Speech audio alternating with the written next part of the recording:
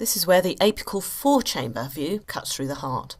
So the probe is now down here, scanning from the apex. The first structure it's going to encounter will be the apex of the heart. As its name describes, in this view, the imaging sector passes through all four cardiac chambers, with the atria furthest away from the probe.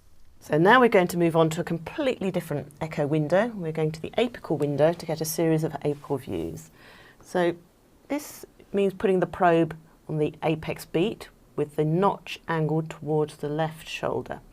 And the trick is to get the view as well as you can, as far down the chest as possible, so you're not foreshortening. Just to move a tiny bit towards me, Kip, that's it.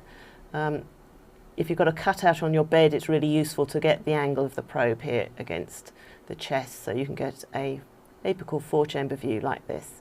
And this is a diagram of the apical four-chamber view. As ever, our probe is positioned at the top of the screen. The first structure we're going to image is the LV apex, and then the cavity of the left ventricle. We have the right ventricle here, the right atrium, and the left atrium. This is the mitral valve. This is the tricuspid valve. In a normal heart, the left ventricular apex forms the apex of the heart. If the right ventricle becomes dilated, it can push it over.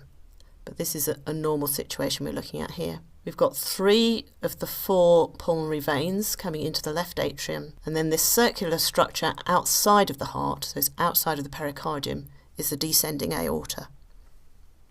So this is my apical four-chamber view. It's a really nice view of seeing all the chambers laid out side by side, so you can see their relative sizes. So we can see that the right ventricle is about 2/3 of the size of the left ventricle. We can see that the atria are very similar sizes, and they're considerably smaller than the 2 ventricles. So if we move slightly to focus on the right ventricle, so I've just moved my probe very slightly inwards, really, towards the spine.